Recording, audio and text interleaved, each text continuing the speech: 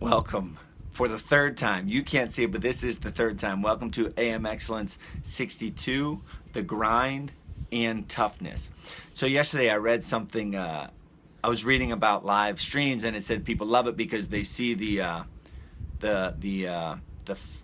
failability. Anyway, the realness of the live stream. So I just messed up 3 times in a row. You couldn't see it, but just to be authentic and upfront transparency in this ordeal. This is AM Excellence 62, The Grind and Toughness. Now, the grind and toughness might not resonate with some of you because you're thinking, I'm not an athlete. I don't grind. My toughness, it doesn't matter. I'm a teacher. I don't need toughness. Well, you do. And let me tell you why. So yesterday we talked about leadership and culture. Urban Meyer went on to say that your leadership, the way you lead yourself and the way you lead your team, whatever that team may be, directly influences the culture. And I just finished working with Penn State Harrisburg basketball, and the coach there, Don Friday, who's an awesome guy, awesome coach, he says it a different way. He says you are what you celebrate. You are what you celebrate. So what you allow on your team is your culture. So drawing that line in the sand from the beginning is extremely important.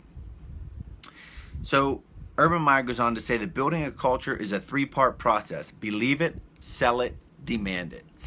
He goes on to talk in detail about each one of those, but I just want to touch on at least the first one, this idea of believe it. So in anything you do, the household that you run, the business that you run, the team that you coach, the university that you work for, you have to believe in what you're selling. Believe in what you're selling, or it's people are going to see right through you. When you don't believe in those values, you don't live those values, and then it's easy for people under you or beside you or outside the organization to realize, hey, this person doesn't really practice what they preach. So it's extremely important to believe it. How do you believe it? By getting deep down into your core to figure out what those things are.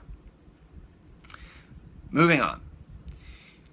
He says, when you determine what the culture is and communicate it with exceptional clarity, it is extremely imperative that you hold people accountable to it. So you can't just have this culture and you can't just believe in it. You have to hold people accountable to it.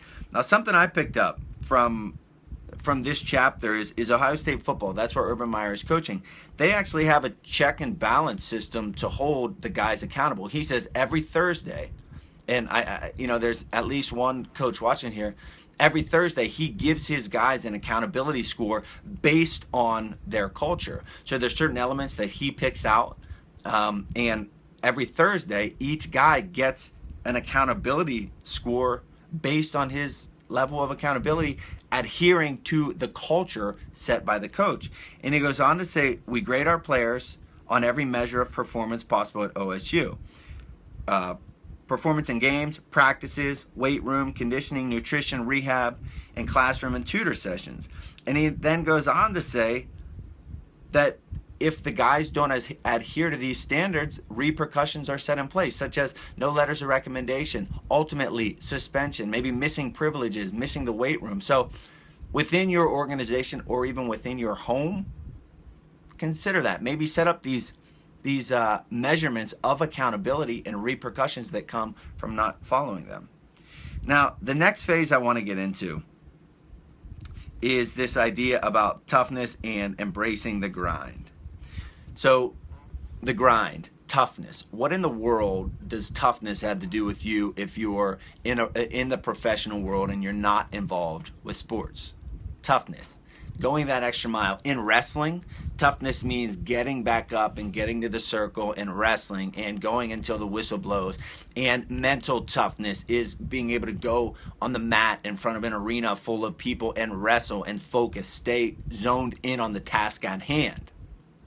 How does that work out? Whereas you have tasks at hand at work every single day. You have tasks at hand in your family every single day. It's the mental toughness that encourage you to take that next step, to take that, instead of just cashing in your chips, letting go of your values, letting go of the culture that you built. That mental toughness is what keeps you zoned in. He goes on to talk about the DNA that they instilled at OSU, and he goes on talking about this mental toughness. He says, one of the ways we accomplish this, instilling mental toughness, is by embracing what we call the grind. Workouts at Ohio State are brutal. Coach Mick designs them that way. Our guys fully accept the challenge of effort and toughness in our workouts and practice. They understand that the ability to compete and win is forged in the crucible of training. It is forged in the grind. Athletes that are watching, you appreciate and embrace that. Non-athletes that are watching, don't discard it. Be active, push yourself, develop your mental toughness. There's at least one All-American wrestler watching right now. I know he can push himself beyond limits. There are probably other normal people watching. You have your limits too. The key, the deciding factor is not whose limits are higher. The key, the deciding factor, what I'm after in my life is the ability for every one of you to push your effort to its max. He actually says, the strength and conditioning says, his job is to maximize his player's genetic potential. He doesn't say his job is to get every guy to bench press 500 pounds. It's to maximize their genetic potential. And the way they do that at Ohio State, what I believe in, is relentless effort. I don't care if you're going to run sprints in 100 sprints a day or 5 sprints a day. Maximize your genetic potential, whatever you are capable of. And consider, if you're not already physically training, consider it. Maybe it's walking up a giant hill. If you're, a middle-aged woman, maybe it's walking up a giant hill 5 times a day. That can be your genetic potential.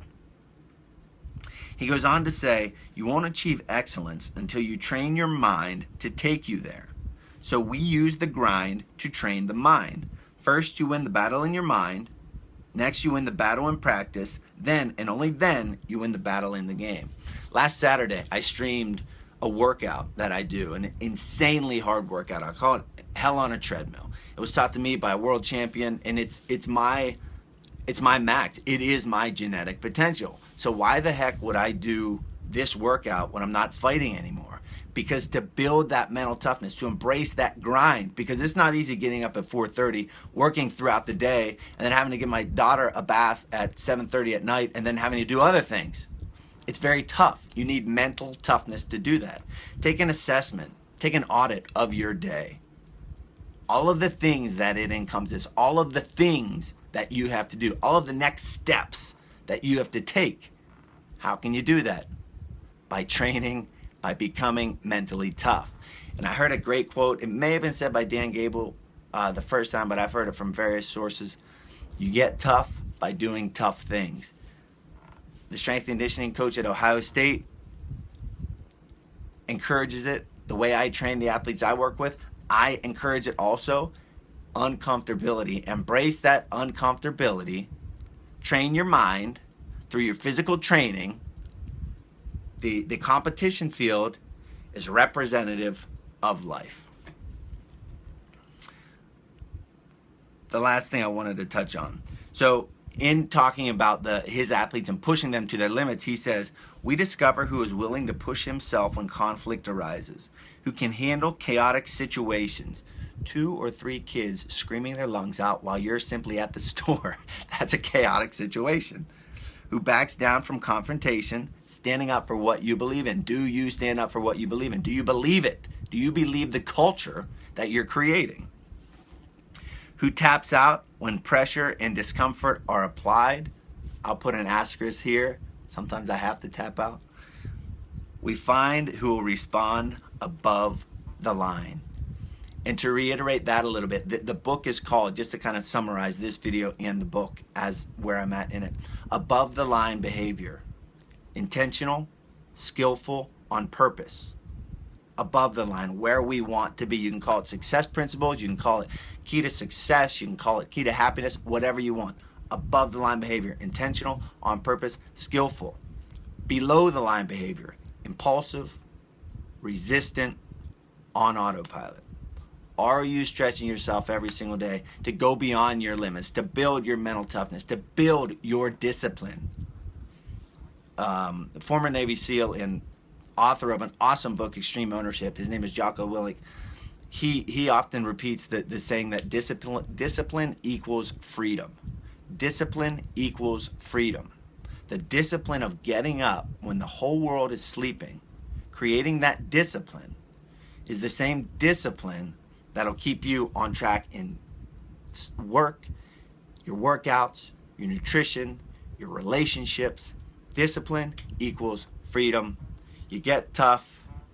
Thanks, Luke. You get tough by doing tough things. Thank you guys for tuning in. It's now 6:13. I'm on to the next thing. Have yourselves a great day. I appreciate every single view that you guys watch. We're picking up steam little by little by little. This is the grind, right? This is the toughness that Urban Meyer talks about, the toughness that I live. So have yourselves a great day. Above the line behavior, not below the line behavior. Thank you, James. I'm happy for you, buddy. I look forward to talking to you all tomorrow. AM Excellence 63. Carpe diem. Fight well.